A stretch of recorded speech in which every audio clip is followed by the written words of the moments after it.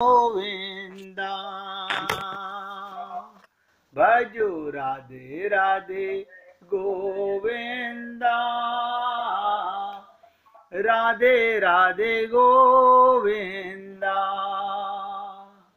राधे गोविंदा राधे गोविंदा राधे गोविंदा राधे गोविंदा राधे राधे गोविंदा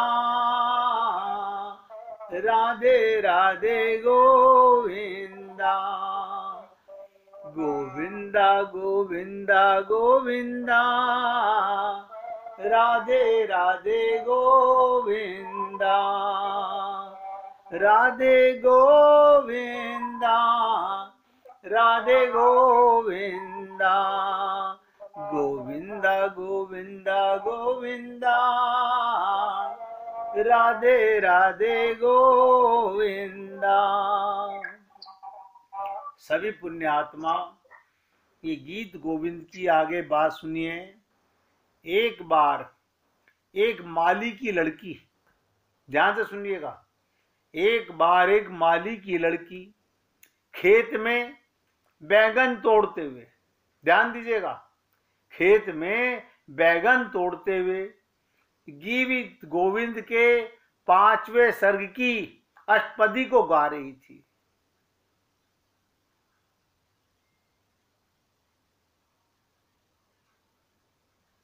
अष्टपदी गा रही थी। ये 8 पदों के अंदर है गीत गोविंद। और क्या उसके मुख से निकला? धीरे समीरे यमुना तीरे बसती बने बनमाली। उसके मधुर गीत को सुनकर के, उसके मधुर गीत को माली के, उस मालिन के मुख से सुनने के लिए भगवान जगन्नाथ उस लड़की के पीछे पीछे घूमने लगे। उसमें भगवान ने अत्यंत महीन ढीली पोशाक धारण की हुई थी, जो कांटों में उलझकर फट गई जगन्नाथ जी की। लड़की का गाना खत्म होने पर जगन्नाथ जी मंदिर में पधारे तो उनके फटे वस्त्रों को देखकर पुजारी का, जो पुरी का राजा था, उनको दर्शन के लिए वो आया हुआ था, दर्शन करने के लिए जगन्नाथ जी के। और उसने अब देखा कि आज जगन्नाथ जी की पोशाक फटी हुई है। वो पुरी का राजा आश्चर्यचकित हो गया। राजा ने पुजारियों से पूछा, ठाकुर जी ये वस्त्र कैसे फट गए? पुजारियों ने कहा, हमें तो कुछ मालूम नहीं ये कैसे हुआ। तब भगवान ने स्वयं सब बात पुजारी को स्वप्न में बता दी।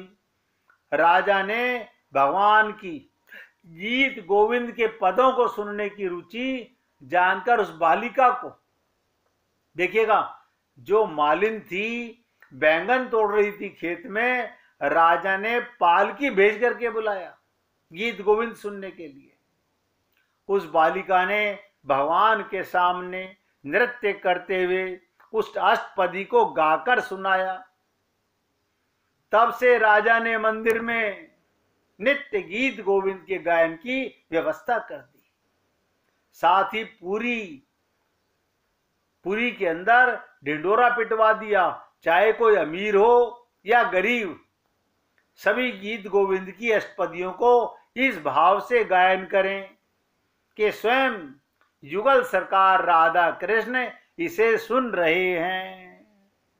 आप सोचिएगा, आप और हम लोग सोचते नहीं, आपके मुख से एक शब्द निकलता है, भगवान कितनी एकाग्रता से सुनते हैं।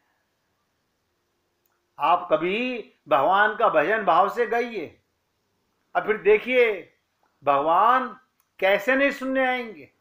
भाव होना चाहिए बस गाने का। तो जगन्नाथपुरी के एक अन्य राजा ने श्री कृष्ण लीला की पुस्तक बनवाकर उसका नाम भी गीत गोविंद रख दिया। राजा ने चापलूस ब्राह्मण, ध्यान दीजिएगा, राजा के चापलूस ब्राह्मण सब जगह इस प्रचार करने लगे, ये असली गीत गोविंद है। असली पुस्तक का निर्णय करने के लिए दोनों गीत गोविंद की पुस्तकें, एक जयदेव जी की लिखी हुई और एक राजा की बनवाई हुई, जगन्नाथ जी के मंदिर में रख दी गई।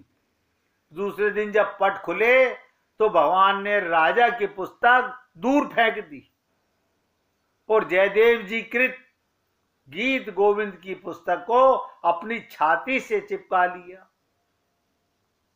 ये देखकर राजा समुद्र में डूबने चला।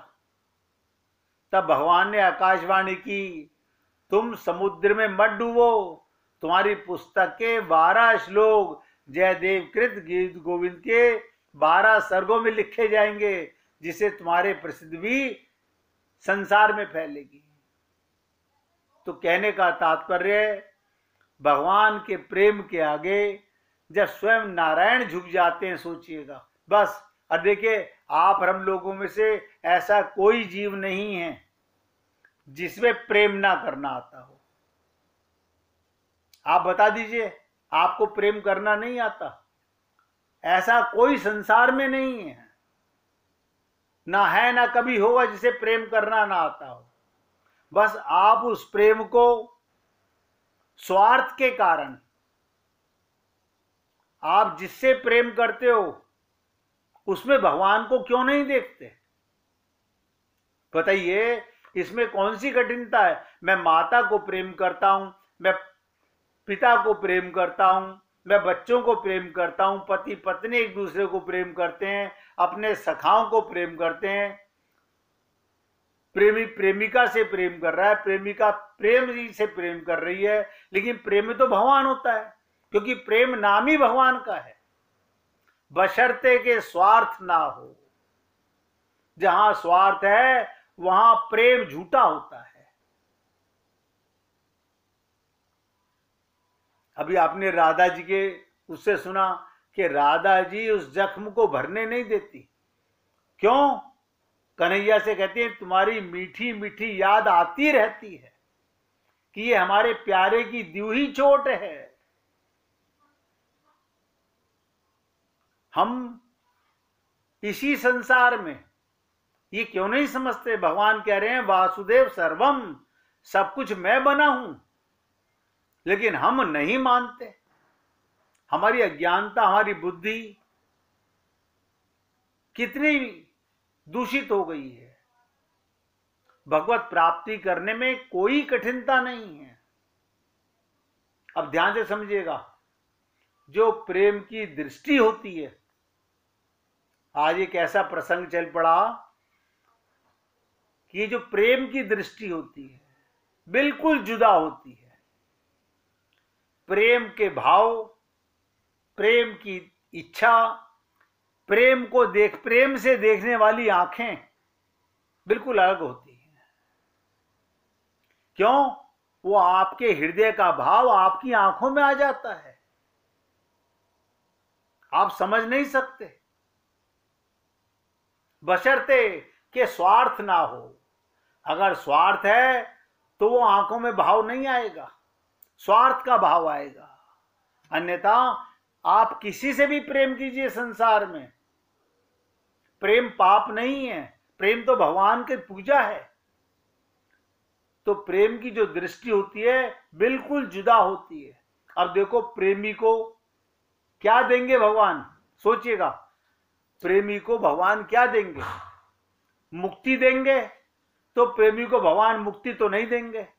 भगवान ने कहा, ब्रह्मा जी तुम फिकर छोड़ो, तुम तो सृष्टि का काम अच्छे ढंग से देखो, मैं अपने आप को ही दे दूंगा, तुम क्या दोगे? यानी भगवान प्रेमी को स्वयं को सौंप देते हैं। इसलिए कहा गया, एम भक्त पराधीना, भगवान प्रेमी के बस में हो जाते हैं।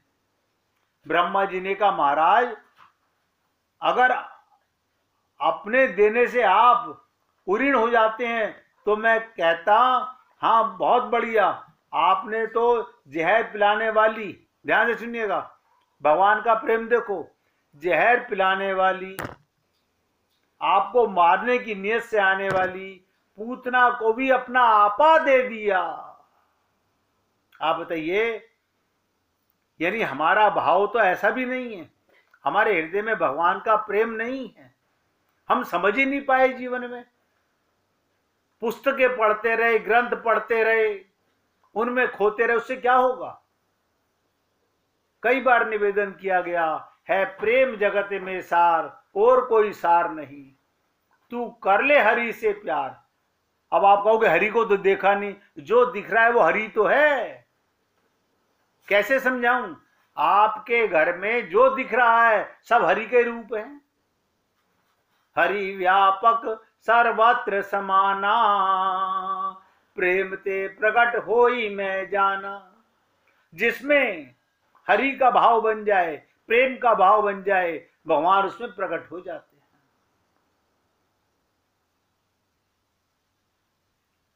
सोचिएगा बार बार, जब पूतना को भगवान अपना आपा दे सकते हैं, तो अगर प्रेम करने वाले को अपना आपा देंगे, इसमें कौन सी बड़ी बात है? तो भगवान बोले अच्छा, पूतना को अपना आपा दिया, उसको अपने में मिला लिया। आपा देने का मतलब अपने में मिला लिया, जिसे आप गाते हो ना, फिर आप ही वो मधुर मूर्ति अंक भर लिपटाएगी। पूतना का शरीर से निकालकर भगवान ने अपने में समा लिया, तो अब सारे ब्रजवासियों को अपने में मिला लेंगे। ब्रह्मा जी बोले, पूतना का भी सारा खानदान आपसे मिल गया, तो भाई ये तो कोई बात नहीं हुई, सारी सृष्टि में ढूंढकर मैंने देख लिया, श्री कृष्ण तुम ब्रजवासियों के लिए उऋण नहीं हो सकते। उन जैसा प्रेम करने वाला संसार में कोई नहीं है। तुम उनके उऋण नहीं, तुम उनके कर्जदार ही रहोगे, प्रेम के कर्जदार रहोगे, क्योंकि ब्रजवासियों ने अपना घर दिया तुम्हें रहने के लिए, अपने प्यारे सुहृदय सब तुम्हें अर्पित कर दिए, अपना शरीर, अपना प्राण, अपना मन, अपनी बुद्धि, अपनी इंद्रियां, अपना सर्वस्व सब तुम्हें दे दिया। अब ऐसी क्या चीज तुम्हारे पास है जो तुम उनको देकर उऋण हो सकते हो? है कोई चीज? सोचिएगा। यह है प्रेम की पराकाष्ठा। आज उद्धव जी को भगवान ने गोपियों के पास भेजा सिर्फ यही जानने के लिए।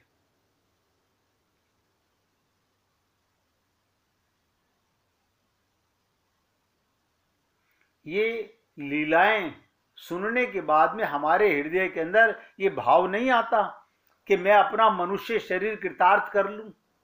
अब तो मिला हुआ है, ये छिनने के बाद पता नहीं, कबहू के करी करुणा नर देही, पता नहीं कब मिलेगा। फिर हमारे मन में ये भाव आएगा कि नहीं आएगा? फिर कभी कोई संत महात्मा हमें ये लीलाएं सुनाएगा, फिर हमारे मन में प्रेम का भाव जाग जाए। लेकिन हमारा मन में छल कपट भरा हुआ है। हम प्रेम तो सब करते हैं, लेकिन हम शरीर का संबंध मान के करते हैं। अरे उस शरीर में ही तो परमात्मा बैठा है। जिससे तुम प्रेम करते हो उसमें परमात्मा नहीं है क्या? कोई बता दीजिए कि प्राण निकलने के बाद आप शरीर को घर में रखते हो तो जाने अनजाने में आप परमात्मा से प्रेम करते हैं, लेकिन जान के नहीं करते।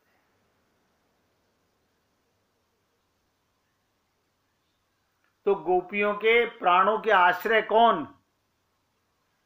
ध्यान दीजिएगा, गोपियों के प्राणों के आश्रय कौन? कि भगवान।